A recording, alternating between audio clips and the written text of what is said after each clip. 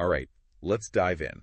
We're taking a deep dive today into Chinik. Chinik. Yeah, it's Hebrew, Mm-hmm. and it doesn't quite map onto education in English. Yeah. It's more the whole process of raising and nurturing kids. The whole journey. Yeah, like a very holistic approach. Exactly. We're going to be exploring Chinik through this book called Raising Royalty, which is full of stories and teachings about Chinik from rabbis across, like, I don't know, a lot of generations. Really across the ages. Yeah, and what I think is so fascinating is how ideas about Chinik have evolved over time. Yeah, it's like peeking into different eras. Right. And seeing how the approach to guiding the next generation has changed. Right, even within like the same tradition. Mm-hmm. So speaking of different eras, we're going to start with a story from the Midrash, Okay. which is attributed to Rabbi Shlomo Hamelech. Oh, wow. That's, you probably know him better as King Solomon. Okay. But it's interesting how the book uses his Hebrew name, Yeah. Rabbi Shlomo Hamelech. You said that very well. Thank you, thank you. I struggle with some of these names. Oh yeah, me too, me too. We'll do our best. Yeah, we're going to do our best. For sure. So this story is about a blade of grass. A blade of grass. Yeah. And That's about it. It's, let me see if I can pronounce this correctly. It's makkah? Makkah, yeah. Is that how you say it? Yeah, like you hit a home run, it's a hit. Oh, a hit. A hit. Okay, so the Midrash tells us that even a blade of grass needs a makkah Right. to grow. Interesting. Essentially, even something as simple as grass needs a challenge, sometimes even a little discomfort to reach its full potential. I see where you're going. Yeah, so we're obviously not talking about literally hitting children. No. It's more like a metaphor. Right. That sometimes a little push. Even if it seems unpleasant at the time, Yeah. is necessary for growth. Exactly. Like how a weightlifter needs to lift heavier and heavier weights. Right, exactly, to get stronger. To build those muscles. And this kind of sets the stage for understanding how different approaches to Chinook have kind of developed over time. Exactly. For example, the book introduces us to Rabbi Zachariah Halevi, Okay. and he uses this analogy of two rods. Two rods. Yeah, a pleasant rod and a naked rod. Pleasant and naked. Okay. Yeah, what do you think those represent? Well, I'm guessing the pleasant rod represents like positive reinforcement, encouragement, internal motivation. Yeah, exactly. And the naked rod, Yeah. maybe something like external pressure, rules, maybe even punishment. You got it. Okay. And then Rabbi Volve, Bilve. I Okay. hope I'm pronouncing that right, Sounds good to me. builds on this concept. And he says that the naked rod, like that external pressure, can force outward compliance, but it can't create a genuine internal desire to do something. Interesting. So you can make someone do something, but you can't make them want to do it. You know what I mean? And that's a powerful distinction. Yeah, and wouldn't you say that nurturing that internal motivation is kind of at the heart of real Chinuch? Absolutely. Yeah. It's about guiding children to want to be good, to want to grow, to want to embrace their potential. Not just forcing them into some kind of mold. No, not at all. Okay, now speaking of guidance, there's this really heartwarming story about Rabbi Avraham Baharin Okay. and his interaction with the Mashkesh, is that how you say it? Mashkim? Mashkia. What is a Mashkesh? Well, it often refers to a spiritual advisor in a yeshiva, which is a Jewish educational institution. Got it. So basically, a mentor or guide in a Jewish learning environment. Thanks for clarifying. You bet. So in this story, Rabbi Baharin takes an extra serving of pudding. Extra pudding, huh? I know, right? Thinking it's okay, because he sees other students doing the same. Ah, the classic everyone else is doing it. Exactly. And then the mashke, Rabbi Aryeh Levine, Rabbi Aryeh Levine. who's known for his kindness, Okay. gently calls him out on it. How does he do that? Well, and this is what's so powerful. He doesn't scold him or shame him. I see. He approaches him with this real understanding Interesting. and helps the boy recognize his own misstep. Hmm. And Rabbi Baharin describes this experience as the truest form of Chinuch he ever received. Wow. So it wasn't about the rules or the punishment, Right. but about fostering that internal awareness and Yeah. growth. Powerful stuff. Really is. It is. And it kind of brings us to Rabbi Schneur Zalman of Liadi, Okay. who was the fourth Lubavitcher Rebbe. The force. Yeah, and he also discusses this idea of the pleasant stick. hold on, the pleasant stick. I know, it sounds a little strange, right? Yeah, how does that fit in with everything we've been talking about? Real. He suggests that even when using the stick, it should be done with love. With love. Yeah, and with the goal of fostering that inner desire for growth. So it's about finding a balance between guidance and nurturing that internal motivation. Exactly. Not about abandoning discipline entirely, but about approaching it with a certain sensitivity. I like that. Yeah. Makes sense. Okay, so as we move forward, Raising Royalty is going to introduce us to some contrasting views on the use of, well, let's say, firmer discipline. Oh, okay. So it's where things get a little more, complex. I'm intrigued. Yeah. So how did these ideas about discipline evolve, especially within different generations? That's a great question, and that's exactly where we're headed next. Okay, sounds good. Yeah. So we're getting into some more, shall we say, sensitive territory? Yeah.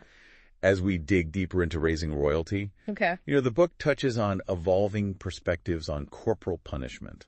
Oh, wow. Which, that adds another layer to this whole conversation about Chinuch. It does. You're right. It's where we see a range of opinions even within the same Hasidic dynasties. Oh, really? Yeah. For example, Rabbi Yosef Yitzchak Schneerson, the 6th Lubavitcher Rebbe, had an interesting take on his father's, Rabbi Sholem Dovber Schneerson, 5th Rebbe, approach to discipline. And what was that? Well, while Rabbi Sholem Dovber advocated for that pleasant stick approach, his son, Rabbi Yosef Yitzchak, admitted that his father often wished he could have used stricter methods, but felt he lacked that authority. Of gentle guidance? Right. He still kind of struggled with the limitations of that approach. Yeah, sometimes, it felt like it wasn't enough. Right. Then we have Rabbi Shmuel Chivvi Horowitz, the Spinker Rebbe, who believed that in his generation, children just wouldn't respond to what he called potch. Potch. Yeah, Yiddish for like a swat. Like a pat. Yeah, like a quick hit. So he felt like times had changed and those harsher methods weren't effective anymore. Exactly. He was like, you can't do that anymore. It's not going to work. Wow. That's a pretty big shift in thinking, huh? It is. It really is. Like there's a growing awareness of the changing needs of each generation. It's absolutely. Which is interesting. Yeah, and this shift becomes even more clear with Rabbi Nosson Tzvi Finkel, the Alter of Slobodka. Okay. He completely rejected physical punishment as a method of chinuch. Really? Yeah, he was totally against it. Wow. What was his reasoning? Well, he believed in understanding each student as an individual, recognizing their needs and challenges. So, he was really a proponent of personalized learning, kind of. You could say that, yeah. For him, chinuch wasn't about some one-size-fits-all approach. Wow. It was about tailoring guidance to each child's specific circumstances. That makes sense. Yeah, he really stressed the importance of seeing each child as unique, with their own strengths and weaknesses. I like that. And then there's Rabbi Shmuel Kamenetsky, who said you can accomplish more with a hug than with a potch. Wow, that's a powerful statement. It is, right. Yeah, he's basically saying love and connection are much better tools in chinuch than any form of physical discipline. Right. It's about building relationships, not breaking spirits. I see. And it leads us to even more, nuanced perspectives. Rabbi Menachem Mendel Schneerson. 7th Lubavitcher Rebbe. Did I say that right? You did, yeah. He offered this really thought-provoking insight into the use of even hugs. Hugs? Yeah, even something as simple as a hug. What about hugs? Well, he pointed out that if a child is only hugged when they've done something wrong, then the hug itself might become associated with that negative behavior. I see. So you have to be mindful of the context and intention. Even with something as simple as a hug. Exactly. It's really about being sensitive to the child's experience. Yeah, then there's Rabbi Shlomo Volva. Renowned mashkia. Who believed in showering children with love. Okay. Especially when they make mistakes. So more hugs all around. Right, and definitely no hugs as a form of correction. Got it. Because he emphasized that when a child is feeling down or ashamed, that's when they need extra love and support. It makes sense. When we feel loved, right, we're more open to guidance. Exactly. It creates a safer space for growth. For sure. And then Rabbi Avraham Eliyahu Steinman. Rabbi Avraham Eliyahu Steinman. Did I say that right? Yeah, you're getting really good at these names. Thanks. I've been practicing. Let's do shows. So, he believed that patience and warmth were so important in raising children. Good. And he stressed, really listening to them, validating their feelings, right, and avoiding harsh criticism. Sounds like he was advocating for a more gentle and empathetic approach. Yeah, he was. Interesting. And he also believed that parents and educators should consistently work on their own character and behavior. Their own character and behavior. Because he said that children learn more from what they see than what they're told.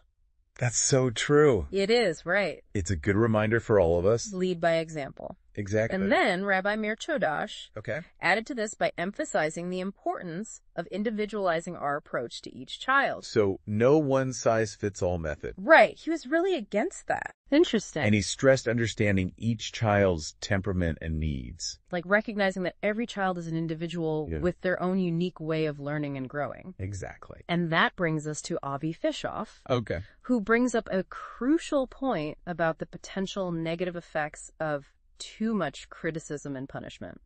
Oh, interesting. Yeah, he argues that the more you criticize and punish a child, the less effective it becomes. So they kind of get used to it. Yeah, they become almost desensitized to it. That's interesting. And he says, and I quote, "You cause them to be so used to being criticized that they become numb to it."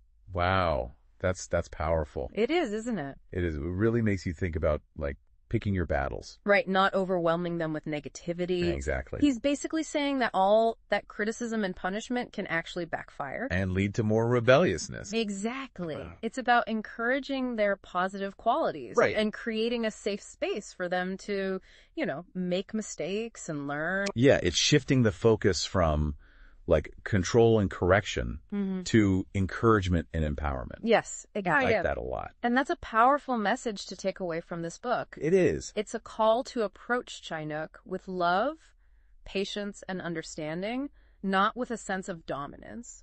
This has been such a fascinating exploration of Chinese. It has, hasn't it? Yeah, and we've gone through so many centuries of thought. Right.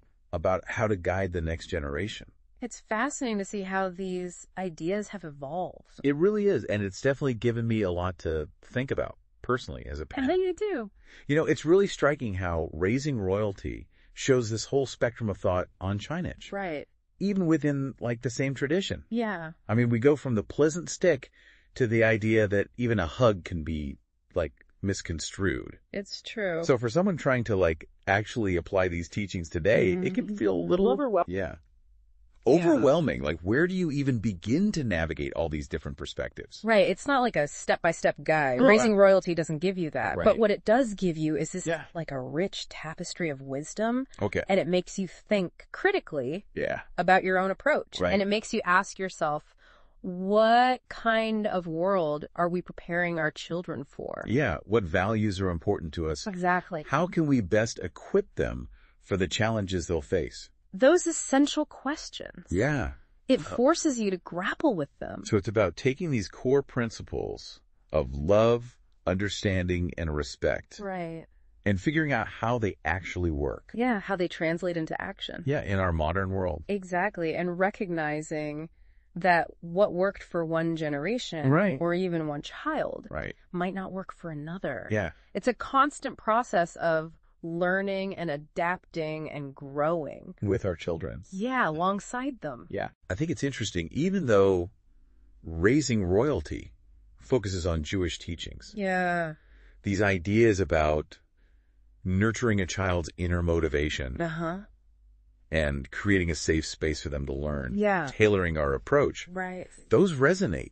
Like universally. Yeah, universally. Absolutely. The context might be specific, but the principles are timeless. They are. It's really about what it means to raise children. Yeah. With wisdom and compassion. No matter your background. It really doesn't matter. No. I feel like this whole deep dive has given me a lot to think about. Me too. I have such a new appreciation for the complexity of Chinese. It is complex, and you don't have to have all the answers. Oh, thank goodness. Right. Because I certainly don't. It's a journey. We're all figuring it out as we go. And the beauty is, yeah, it's a journey we take together. Together, yeah. Learning from each other and the generations that came before us. Well said. Thanks for joining us on this fascinating exploration of Chinooch. It's been a pleasure. Until next time, keep seeking wisdom, keep embracing the journey. Keep those conversations going. Yes. And we'll see you on the